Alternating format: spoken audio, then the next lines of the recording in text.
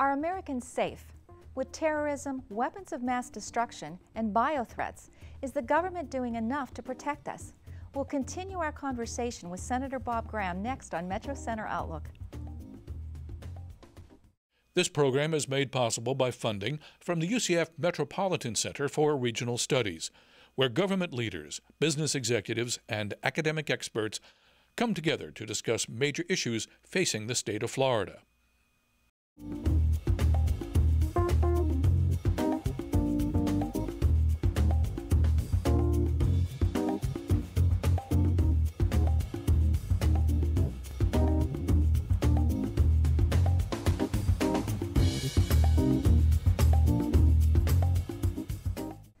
Hello everyone, welcome to Metro Center Outlook. I'm Diane Trees, Director of the UCF Metropolitan Center for Regional Studies. Last week we spoke to Senator Bob Graham about his book, Keys to the Kingdom and Unrest in the Middle East. Today we'll continue our conversation and gather his insights into our national security and terrorism. But first, a look at safety measures used at one local airport. The Orlando International Airport recently celebrated its 30-year anniversary, and over the last 3 decades, the facility has doubled in size and has seen passenger traffic increase nearly 600%. OIA annually hosts over 35 million passengers each year. That rapid growth has turned Orlando International into a world-class travel destination. But since the tragedy of 9/11, the airport has also had to keep pace with the ever-growing demands for enhanced security as well. Security and safety just has improved tremendously over the last 10 years. And continually there are improvements and changes in security and safety for the traveling public. And we look at new technologies, new ideas. We do peer reviews. We look at what can be done to continue to enhance and further make aviation safety for our travelers better. Over the last Thanksgiving holiday travel period, the Orlando International Airport was the 3rd busiest airport in the nation. Now, handling that many passengers smoothly requires an effort of not only the airport, but also the passengers themselves. It used to be that everyone assumed, oh, someone else is taking care of security, the security measures. Passengers didn't actively think about security, but fast forward to today and think about how when you're traveling, every passenger is very engaged. So security responsibility, it's not just in airlines or in airports or federal agencies, it is everyone's responsibility, right down to the passengers. There are, of course, some very visible aspects to security, but there are also many invisible or behind-the-scenes elements that make up a multi-layered approach to keeping air travel safe. Over 97,000 passengers flow through Orlando International every day, and it is one of only 2 airports in the nation with a rather unique feature to their security effort. OIA not only screens passengers, but also screen employees as well, who enter secured areas. That's something our board has made an investment in to ensure here in Orlando that our passengers are safe coming through, that we have that's another layer that we as an airport have built to enhance and work in coordination with the other agencies and the other layers that they have implemented. Aviation security in the United States is more comprehensive, more responsive, and more effective than it has ever been. Through the use of new state-of-the-art technologies, expanded use of existing and proven technologies, and better passenger identification techniques, security at OIA and all airports will only continue to get stronger. For Metro Center Outlook, this is Buddy Pittman reporting. After 9/11, security became a major concern for many Americans. How have agencies like the Department of Homeland Security affected our everyday lives? Joining me now is former Senator Bob Graham, who many consider an expert on national security issues. Senator, welcome to the show. Thank you very much, Diane. I appreciate the chance to come back. Well, I appreciate you being here. We have a government that encourages citizens to be engaged with policies, what's going on. How do we balance what our citizens need to know for terrorism, threats, and yet so much of that is classified information? How do we get a balance? How much transparency should there be? Well, there should be as much as possible, and unfortunately, in my experience, too many things that are not national security, do not represent any threat to the security of the nation, are classified primarily because they are embarrassing. they're a means of disguising some of the ineptitude or failures of the agency that throws a blanket over that information. One thing I've been very interested in is how to get citizens more directly involved in their own safety. Some countries, such as the United Kingdom and Israel, have done a very good job of this. It's been somewhat of a peripheral, after work hours effort in the United States. One of the things I'm very interested in now is how well are we prepared to respond to biological events, whether they're nature, like the Asian flu, or a man-made biological weapon. Well, you chair the Weapons for Mass Destruction Center that focuses on bioterrorism. Absolutely, and a big part of the response is going to be how well prepared individual families are before the event, and how well they will assist their neighbors in the event of an event. I think that's an example of the opportunity to get more Americans directly involved and to feel a sense of participation and ownership. This isn't just something that Big Brother in Washington is doing for or to you. This is an opportunity for you to play a significant and meaningful role in the protection of yourself, your families, and your communities. The report that came out of the center actually indicated that the United States was woefully unprepared if we would have a bio attack. Can you talk a little bit about that? Yes, there's a big difference between a nuclear attack and biological. Nuclear is a man-made device of which there is a limited number, estimated about 35,000 in the world, of which 98% are either in our inventory or in the inventory of Russia. So it's much easier to have a policy built around prevention. You can put a barcode on those 35,000 devices, know where they are, be able to assess whether they're being securely maintained so they don't leak into the hands of bad people. On the other hand, biological is everywhere. Most biological materials are from nature, such as anthrax. There are thousands of people who know how to manipulate those into a weaponized form. So our conclusion, the WMD Commission, was that the best approach to biological, while you want to prevent it if possible, but is to be prepared to respond and keep the consequences of an attack as low as possible. As centered as possible. With the science, you said that we should have purpose-driven science and that would be a great asset for national defense. What role do you see education and science in playing in helping us survive or minimize an attack like that? In our report, we listed 7 different steps that would be required. We refer to them as the links in a chain of response. The link that we found to be the weakest was the link called attribution. Once you know that you're under attack and you have an idea of what is the nature of the attack, what pathogen is being used, then the ability to attribute where did it come from is critical. And we gave Fs pretty much across the board for all scale of biological attacks to our ability to attribute. That would be an example of where we need purpose-driven science. We need to have more understanding of how you can quickly attribute the source of a biological attack. We need to have people who are trained as scientists and as support to science, and how you get that information out to the people, such as the first responders, who need to have that information. With the threat of a terrorist attack, whether it's the bioterrorism or another 9/11 like that, we formed the Department of Homeland Security.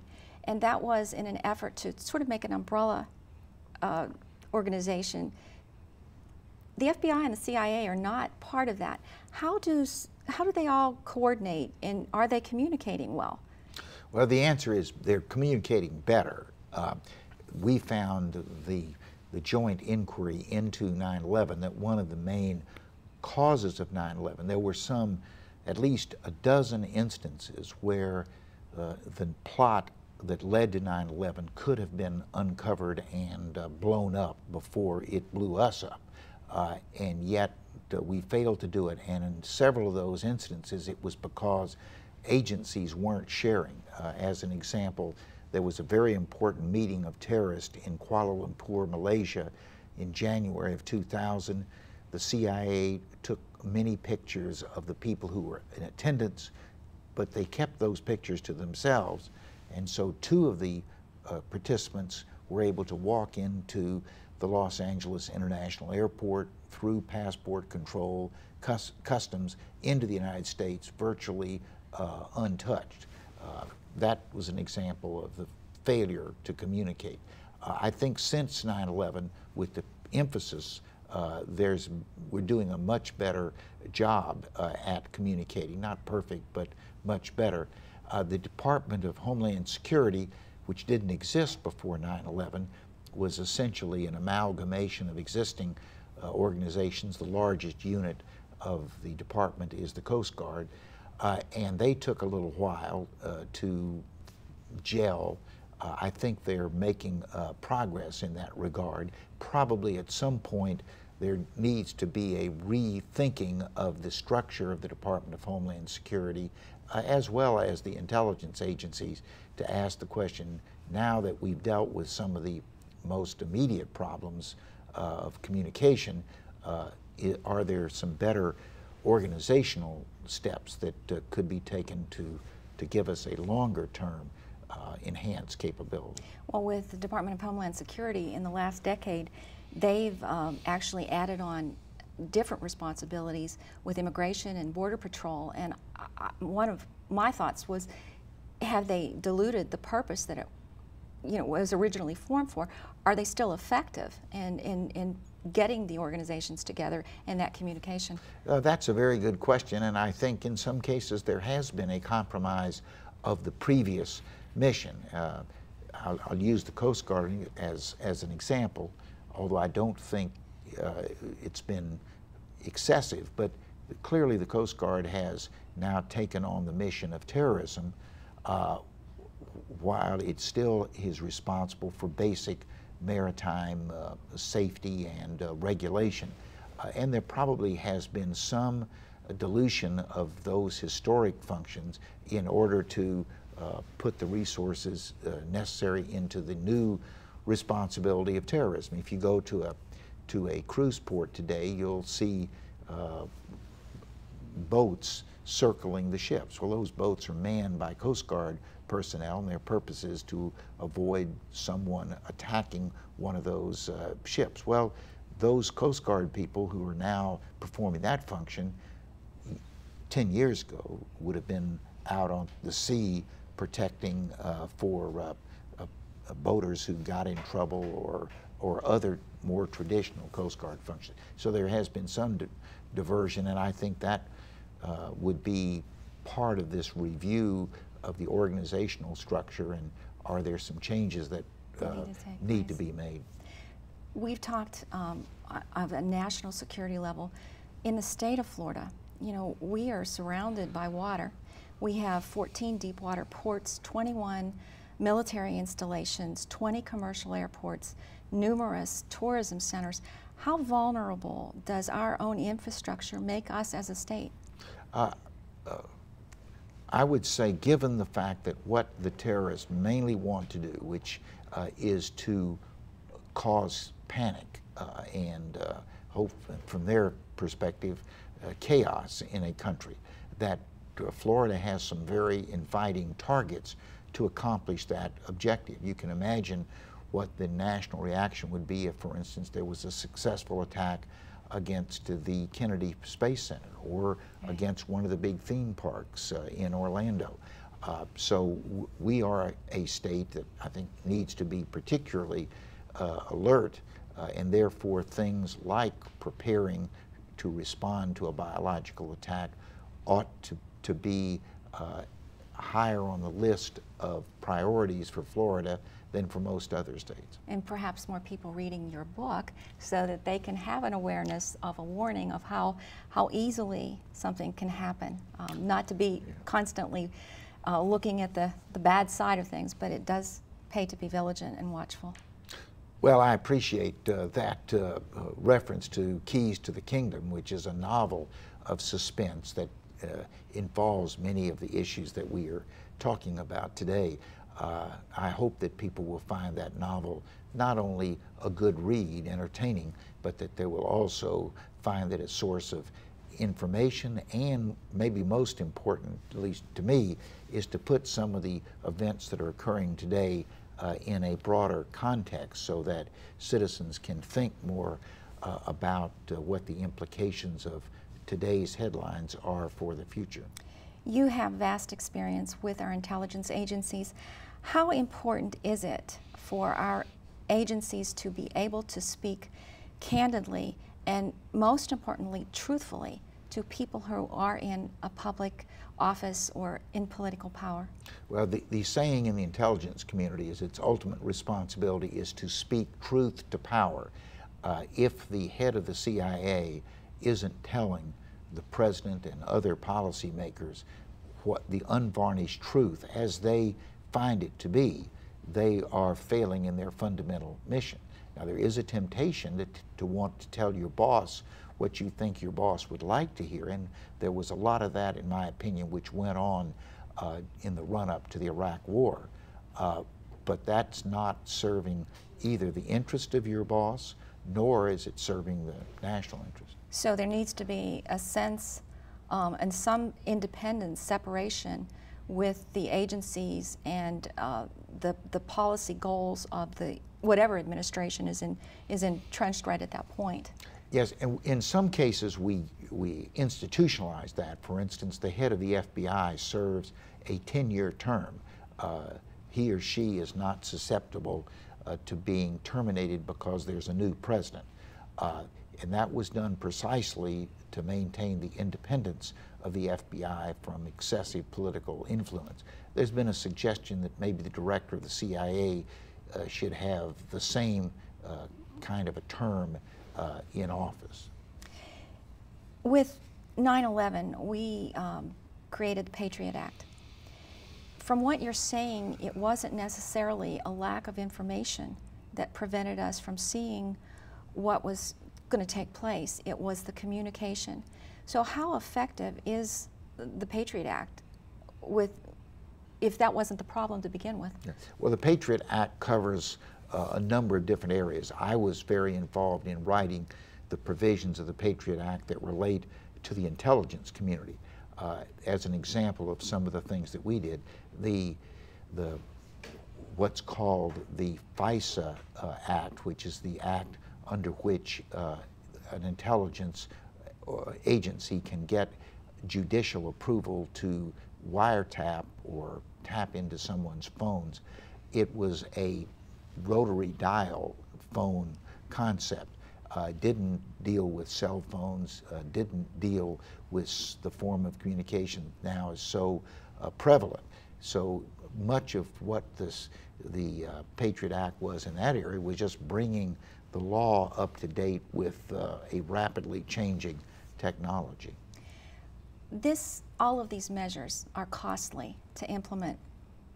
TSA has recently come under fire as being a financial fiasco, actually, and Congressman John Mica, who actually drafted some of the legislation to create TSA, has said that screeners should be privatized and the agency dismantled. What are your thoughts on this? Well, what you mentioned Congressman Mica is doing is exactly what I had recommended earlier, and that is that now, 10 years later, we need to go back to some of these agencies that admittedly, under a lot of pressure of 9/11, were somewhat thrown together. Now let's go back and do a systematic examination of, are they functioning in the most appropriate and efficient way to serve the interest of safety and convenience for the American people.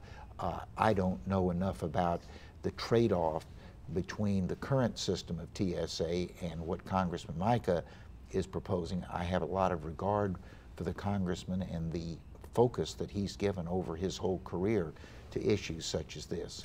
One of the things that you've said is that we need to marshal our national resources more in a strategically prioritized manner, that we seem to be reactive and always a step behind. And it sounds like you're saying that it's time that we look at the reorganization. A decade has passed.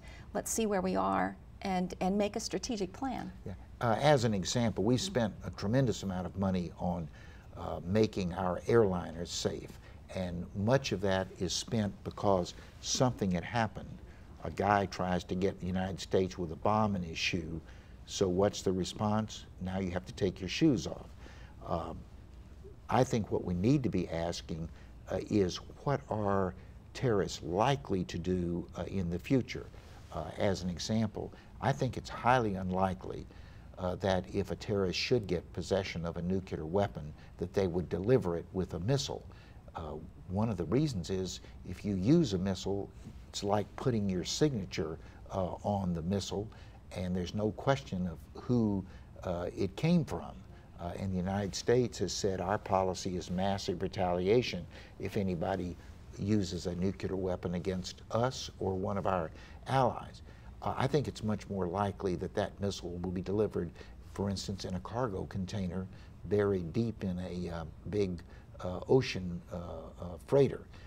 And we're, in my opinion, not doing an adequate job of assessing what's inside those containers in order to assure that it isn't carrying a threatening weapon.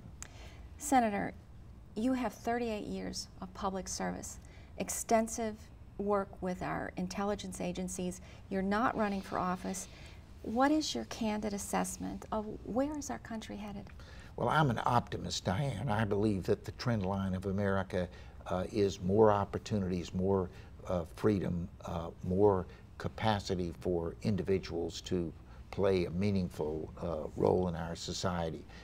This is a tough time that we've just gone through. It's next to the Great Depression of the 30s, which relatively few Americans today have any real remembrance of. It's the worst economic time we've had. I hope that, just in many ways like the 30s, helped to shape a whole generation, which was referred to as America's greatest generation, that this bad period will cause us to reach deep into our values, and when we finally get on the other side of this recession, that we'll be a stronger, more resilient nation than we were before. Senator, thank you so much for your expertise and sharing your wisdom and your years of experience for us. Thank you for being here. Thank you very much, Diane. I've been talking with former U.S. Senator Bob Graham. What are your thoughts about Homeland Security, TSA, and bioterrorism?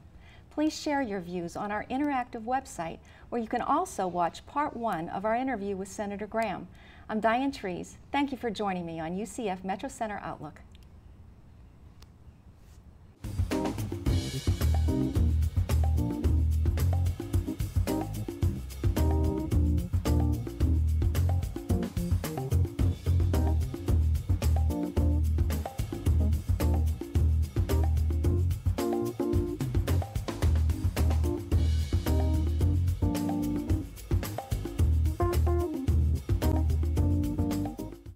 This program was made possible by funding from the Metropolitan Center for Regional Studies, where government leaders, business executives, and academic experts come together to discuss major issues facing the state of Florida.